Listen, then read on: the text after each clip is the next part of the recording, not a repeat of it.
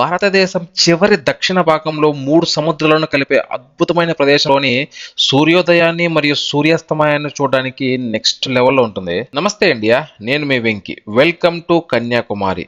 భారతదేశపు చివరి దక్షిణ భూభాగం ఇది. ప్రతిరోజు సూర్యుడు ఉదయించడం మరియు అస్తమించడం చూసిందైనప్పటికీ ఇలాంటి ప్రదేశాల్లో చూడడము చాలా డిఫరెంట్ ఫీల్ అయితే ఇస్తుంది. తమిళనాడు రాష్ట్రం కన్యాకుమారిలోని ఈ త్రివేణి సంగం ప్లేస్ ని చూడడానికి ప్రతిరోజు జనాలు భారీ ఎత్తున అయితే వస్తుంటారు. ఒక్కసారి మీరే చూడండి, ఈ సూర్యోదయాన్ని చూడడానికి ఎంతమంది అయితే వచ్చారో. అంతేకాదు ఇదే ప్లేస్ నుంచి సూర్యాస్తమయాన్ని కూడా చాలా అద్భుతంగా చూడొచ్చు. ఇది కూడా మీకు వీడియో లాస్ట్లో చూపిస్తాను. ఎందుకంటే భారతదేశంలోనే ఇలాంటి అరుదైన ప్లేసులు చాలా తక్కువగా ఉన్నాయి. ఇది త్రివేణి సంగం అంటే మహా 3 సముద్రాలు కలిసే చోటు. బే ఆఫ్ బెంగాల్, ఇండియన్ ఓషన్, అలాగే అరేబియన్ సీ ఇక్కడైతే కలుస్తాయి. అందుకే కొంచెం వాటర్ కూడా డిఫరెంట్ కలర్ లో ఉంటుంది.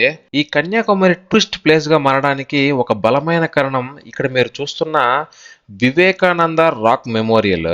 33 అడుగుల ఎత్తుతో ఉన్న తమిళ కవి తిరువళ్ళయార్ విగ్రహం కూడా అక్కడే ఉంది.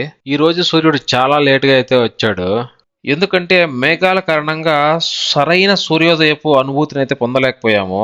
కానీ సాయంత్రం మాత్రం చాలా అద్భుతమైన సూర్యాస్తమయాన్ని అయితే చూడగలిగాము. ఇటీవల ఈ విగ్రహం ఉన్న ప్లేస్ ని మరియు వివేకానంద మెమోరియల్ ఉన్న ప్లేస్ ని కలుపుతూ స్కై వాకర్ గ్లాస్ బ్రిడ్జ్ ని నిర్మించారు.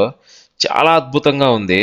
స్వామి వివేకానంద కన్యాకుమారి వచ్చినప్పుడు సముద్రం ఒడ్డు నుండి ఈదుకుంటూ వచ్చి ఈ రాయి దగ్గరే 3 రోజులు ధ్యానం చేశాడంట. అందుకే ఆయనకి గుర్తుగా ఇక్కడ మెమోరియల్ని కట్టారు. ఇక్కడికి వెళ్ళడానికి మనకి బోట్స్ అయితే అవైలబుల్లో ఉన్నాయి. పర్ పర్సన్కి 75 రూపీస్ ఛార్జ్ చేస్తారు. అంతేకాదు అక్కడ లోపలికి టెంపుల్లోకి వెళ్ళడానికి మరో 30 రూపీస్ కూడా ఛార్జ్ చేస్తారు.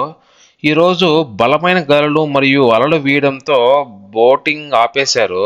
బ్యాడ్ లక్ అనే చెప్పుకోవాలి. వివేకానంద మెమోరియల్ దగ్గరికి వెళ్ళలేకపోతున్నాము.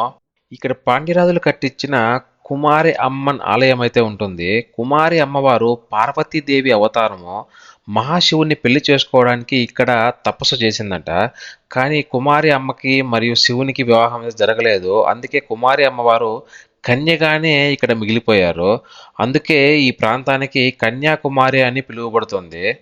ఇప్పటి వరకు బే ఆఫ్ బెంగాల్ సముద్రం నుంచి వచ్చిన సన్ రైజ్ ను చూసాము. ఇప్పుడు అరేబియన్ సీలో సన్సెట్ అయితే చూద్దాము. పొద్దున సరిగా సన్ రైజ్ ని చూడలేకపోయాం, కానీ ఇప్పుడు మాత్రం సన్సెట్ నెక్స్ట్ లెవెల్లో ఉంది. సముద్ర తీరాలు, పర్వత ప్రాంతాలు, సరస్సుల దగ్గర సన్సెట్ చాలా బాగుంటుందంటే ఏమో అనుకున్నాను. కరెక్టే. సాయంత్రం సమయానికి ఆకాశాన్ని రంగులతో అలంకరించేట్లుంది. బాబా బాబా సూపర్ అసలు. అందుకేనేమో దీన్ని గోల్డెన్ హవర్ అంటారు.